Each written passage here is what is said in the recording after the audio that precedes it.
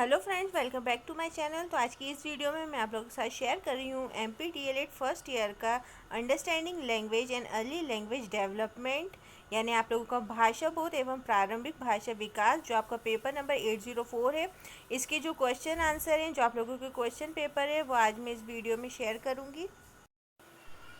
तो वीडियो को लास्ट तक देखिए। और साथ में यहाँ पर मैं आप लोगों को बता दूँ, ये जो आप लोगों का क्वेश्चन पेपर है, ये आप लोगों का फुल हिंदी में आया था। तो जो इंग्लिश मीडियम वाले स्टूडेंट हैं, उनको प्रॉब्लम हो रही है, तो इसलिए यहाँ पर मैं आप लोगों का इंग्लिश और हिंदी दोनों में शेयर करने जा रही हूँ। तो वीडियो को अच्छे से देखिए, और कोई प्रॉब्लम होती है तो मुझे आप कमेंट सेक्शन में पूछ सकते हैं। तो चलिए वीडियो को स्टार्ट करते। तो सबसे पहले हमें दिए थे सही विकल्प चुनकर लिखिए, यानी चूज़ द करेक्ट ऑप्शन, जिसमें हमारा फर्स्ट था भाषा क्या है। तो इंग्लिश मीडियम वालों के लिए भी यहाँ पर मैंने इंग्लिश में ट्रांसलेट कर दिया, व्हाट इज़ लैंग्वेज। तो वहाँ पर आप लोगों को ऑप्शन दिए थे, उसमें जो आपका ऑप्शन नंबर आ था, विचारोभिव्यक्ति का सशक्त माध्यम, पावरफुल मीडियम ऑफ एक्सप्रेशन, वो आप लोगों का करेक्ट आंसर।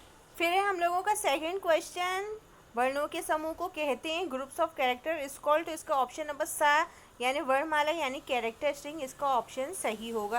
तो जो इंग्लिश मीडियम वाले हैं, तो वो आप लोग कैरेक्टर स्ट्रिंग वहाँ पर आंसर लिख सकते हैं। फिर है भाषा शिक्षण का उद्देश्य है, the purpose of language teaching is. तो वहाँ पर आपका ऑप्शन नंबर द, उपरोक्त सभी यानी ऑल ऑफ द अबव, उसका करेक्ट आंसर होगा। फिर इसके बाद हमारा क्वेश्चन नंबर 4 था, कविता की मुख्य विशेषता होती है, the main feature of the poem is. तो इसमें आपका करेक्ट आंसर होगा द वाला, उपरोक्त सभी यानी ऑल ऑफ द अबव।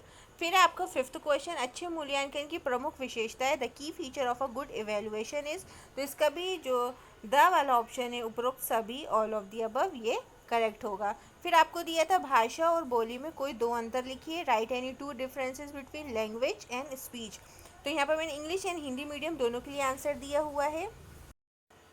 तो सबसे पहले हिंदी मीडियम वाले लिखेंगे, भाषा में व्याकरण होता है किंतु बोली में नहीं होता, भाषा की लिपि होती है किंतु बोली की नहीं होती, भाषा विस्तृत होता है किंतु बोली क्षेत्रीय होती है, भाषा नियमों की मोहताज होती है किंतु बोली नहीं होती है। तो यहाँ पर मैंने 4 डिफरेंसेस लिख दिए, आप इसमें से कोई भी 2 डिफरेंस लिख सकते हैं। फिर इंग्लिश मीडियम वाले लिखेंगे, language has grammar but speech doesn't, a language has a script but a speech does not. The language is broad but the speech is regional. Language obeys rules but speech does not. अब आते हैं question number 3, भाषा अर्जन के कोई दो सिद्धांत लिखिए, right any two principles of language acquisition. तो भाषा अर्जन का सिद्धांत, ये सिद्धांत मुख्य चॉम्स्की का दिया हुआ है। उनके अनुसार बच्चों में भाषा सीखने की जन्मजात क्षमता होती है। उन्होंने सार्वभौमिक व्याकरण का नियम बताते हुए बताया था कि बच्चे एक निश्चित समय में अनुकरण द्वारा भाषा नियम जानकर धीरे धीरे सही वाक्य बनाना सीख जाते हैं और नए शब्द भी सीख जाते हैं। तो इसमें आप लोग जो इंग्लिश मीडियम के स्टूडेंट्स हैं, उनके लिए भी मैंने यहाँ लिखा हुआ है, theory of language acquisition. This theory is mainly given by Chomsky. According to him, children have an innate ability to learn language. Explaining the rule of universal grammar, he said that children learn to make correct sentences and learn new words gradually by knowing the language rules by imitation in a given time. फिर next question है question number 4, उपचारात्मक शिक्षण क्या है, what is remedial teaching. तो उपचारात्मक शिक्षण एक प्रकार का शिक्षण या अनुदेशात्मक कार्य होता है, जिसे किसी एक विद्यार्थी या विद्यार्थियों के समूह को किसी विषय विशेष या प्रकरण विशेष से संबंधित किसी विशेष समस्या या कठिनाई के निवारण हेतु प्रयोग में लाया जाता है। फिर इंग्लिश मीडियम वालों के लिए है, remedial teaching is a type of teaching और instructional work that is used by student or group of students to solve a particular problem or difficulty related to a particular subject or topic. तो यहाँ पर आगे बढ़ने से पहले यहाँ पर मैं आप लोगों को एक बात बता दूँ, जो भी इंग्लिश मीडियम के स्टूडेंट इस वीडियो को देख रहा है, तो आपको कोई भी फ्रेंड है जो इंग्लिश मीडियम का है, तो उसको भी कुछ प्रॉब्लम हो रही है, क्योंकि आप लोगों का ये क्वेश्चन पेपर फुल आप लोगों का हिंदी में है, इंग्लिश में नहीं आया। तो आप लोग भी उसके साथ ये वीडियो को शेयर करें ताकि उसको भी हेल्प मिले।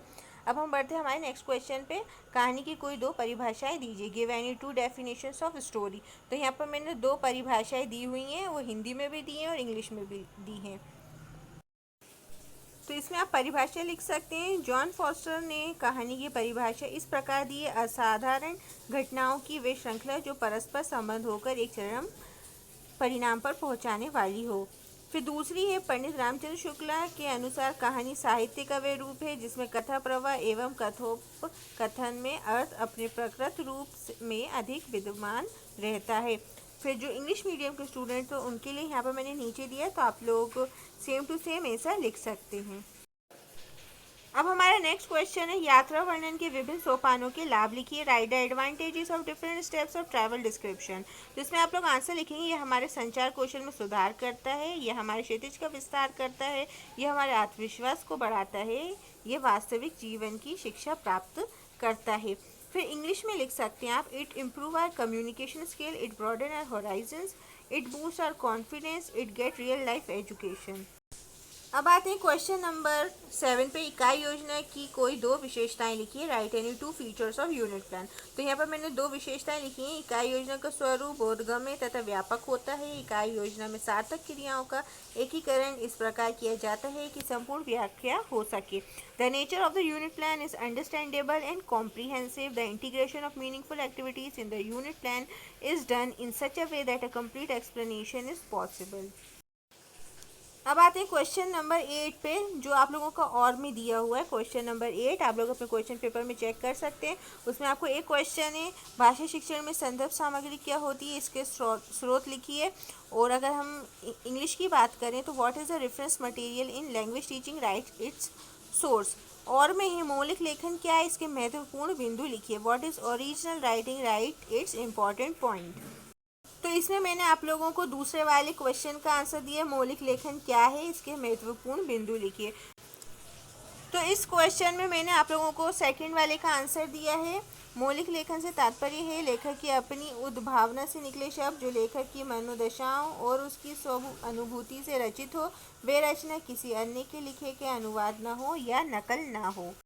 फिर इसके दूसरे पार्ट में हमें महत्वपूर्ण बिंदु बतानी है, इंपॉर्टेंट पॉइंट। इसमें आप लिख सकते हैं, मौलिक लेखन शैली किसी को सिखाई नहीं जा सकती और ना ही इसका अनुकरण किया जा सकता। हर लेखक जो भी लिखता है वह उसकी अपनी ही एक शैली होती है। किसी की भी शैली उत्तम शैली के रूप में मान्य नहीं हो सकती, क्योंकि हर लेखक हमेशा अपनी लेखन शैली में सुधार करता ही रहता है। इसके बाद इंग्लिश मीडियम के लिए भी मैंने ये आंसर आप लोगों के साथ ट्रांसलेट किया है। Original writing means words derive from the author's own intention which are composed by the author's mood and his self realisation.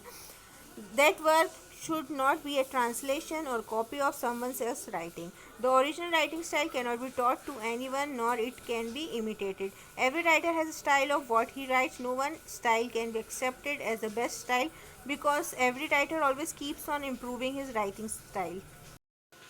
अब इसके बाद है हमारा क्वेश्चन नंबर 9, भाषा प्रयोगशाला क्या होती है, इसकी उपयोगिता लिखिए। What is a language laboratory, rights it's utility. और में दिया था हमें पाठ्यपुस्तक को परिभाषित कीजिए तथा इसकी आवश्यकता एवं महत्व पर प्रकाश डालिए। Define text book and highlight it's need and importance. तो इसमें मैं आप लोगों को ऊपर वाले का आंसर दे रही हूँ, भाषा प्रयोगशाला क्या होती है और इसकी उपयोगिता लिखिए।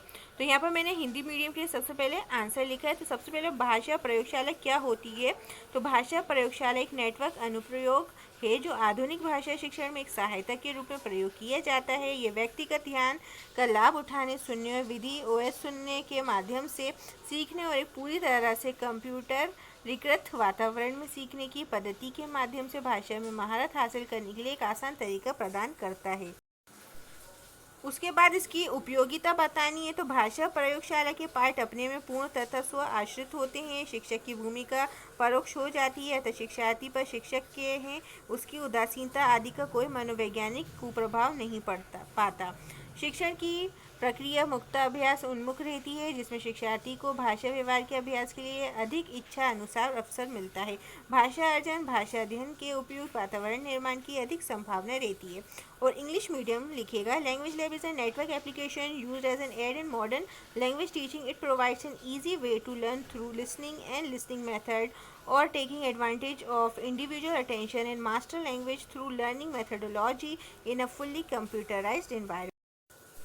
अब है इसकी यूटिलिटी। तो आप यूटिलिटी में पॉइंट्स लिख सकते हैं। तो language laboratory lessons are complete and self sustaining in themselves. The role of the teacher becomes indirect, so there is no psychological effects of the teacher's apathy etc on the learner. The process of teaching is open, practice oriented, in which the learner gets more willing opportunities to practice language behavior. Language acquisition, there is more possibility of creating a suitable environment for language study. तो ये है आप लोगों का solve question paper भाषा बोध का। तो अगर आपको मेरी वीडियो अच्छी और इन्फॉर्मेटिव लगी हो तो वीडियो को लाइक करें और अपने फ्रेंड्स और फैमिली के साथ शेयर करें।